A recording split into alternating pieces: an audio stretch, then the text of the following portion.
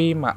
Film ini bercerita tentang Mak yang diperankan oleh Maria Mayer dan Nak yang diperankan oleh Davika Horne adalah pasangan suami istri yang terpaksa harus berpisah karena Mak harus ikut berperang. Padahal saat itu Nak sedang hamil. Di saat itulah hal yang tak terduga terjadi. Nak meninggal saat masih menunggu kepulangan Mak. Sementara Mak berjuang di medan perang, Nak menghembuskan nafas terakhirnya, namun saat Mak pulang ke rumah dengan keempat temannya, ia mendapati istri dan anaknya ada di sana. Rupanya Nak belum mampu menerima kenyataan bahwa dirinya telah meninggal dan masih ingin bersama dengan suaminya. Ketika Mak dan teman-temannya ke pasar, orang-orang desa menghindar interaksi dengan Mak dan yang lainnya. Mereka terlihat sangat ketakutan dan segera menjauhkan diri. Namun di antara orang-orang itu ada seorang penjual yang berkata soal apa yang terjadi.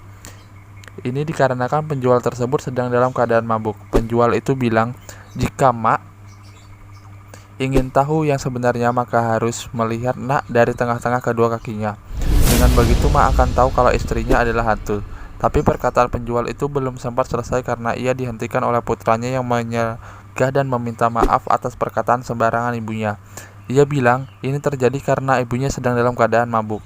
Mereka pun pergi meninggalkan Mak dan yang lainnya. Namun Mak dan teman-temannya tidak begitu menghiraukan ini kecuali salah satu yang memang menyadari adanya yang janggal dari Nak. Singkat cerita, semua teman Mak tahu kalau Nak itu sebenarnya hantu. Tadinya mereka berniat akan berkemas dan meninggalkan desa itu. Tapi mereka berubah pikiran karena merasa tidak tega meninggalkan Mak di sana. Kemudian, dua di antara mereka menyusul ke rumah Mak di malam hari. Mereka datang untuk memberitahukan pada Mak bahwa istrinya itu sebenarnya adalah hantu.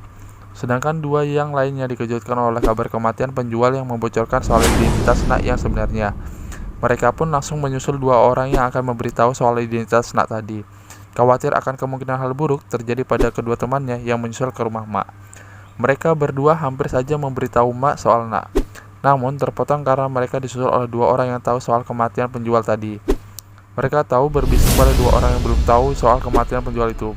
Memahami apa yang terjadi, mereka pun mengalihkan topik dengan berkata bahwa istri Mak sangat cantik. Salah satu di antara empat sekawan itu berkata ia takut lupa memberitahu itu, makanya mereka datang dan berkata hal ini. Mereka pun izin pamit untuk pulang. Tapi ini tidak terjadi karena Nak mengajak mereka untuk ikut makan malam. Setelah proses makan malam yang sangat menakutkan, mereka kemudian bermain tebak gaya.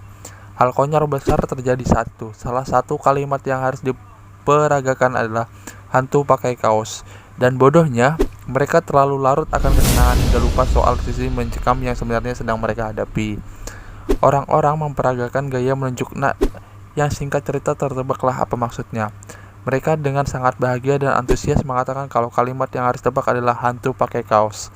Menyadari telah mengucapkan hal yang tidak seharusnya dibahas, mereka langsung mengalihkan topik dan kabur dari sana. Singkat cerita, Mak akhirnya tahu kalau Nak adalah hantu. Lalu Mak dan teman-temannya diserang oleh Nak. Biksu mencoba melawan Nak dengan menyiram Nak dengan air suci.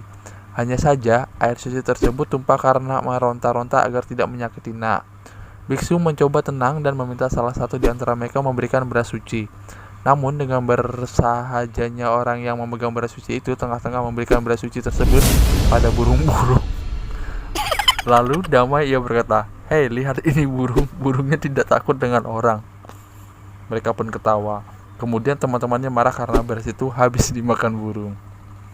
Kemudian di bagian akhir film ini, Nak berkata ia ingin bersama dengan orang-orang yang dicintai.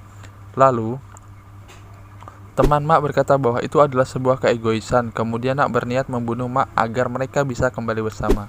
Nak memanjangkan lengan dan mendekat pada Mak. Mak hanya diam dengan air mata mengucur di pipinya. Ia bahkan melangkahkan kakinya agar lebih dekat dengan Nak. Namun ternyata Nak sama sekali tidak melangkahi Mak. Lengannya ia gunakan untuk menghapus air mata Nak.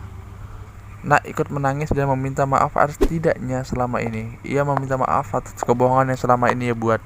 Ia melakukan itu semua semata-mata agar tetap berada di sisi Mak. Ia meminta Mak berjanji untuk melanjutkan hidupnya sekalipun Nak sudah pergi. Mak menjawab bahwa ia tidak peduli sekalipun telah dibohongi. Ia bilang ia akan mencintai Nak sampai kapanpun. Sebenarnya Mak tahu kalau Nak itu hantu sejak bermain tebak gaya. Mak sudah melihat Nak di antara kedua kakinya dan dari sanalah ia tahu kalau Nak sudah meninggal, namun ia memutuskan untuk berpura-pura tidak tahu agar bisa tetap bersama Nak.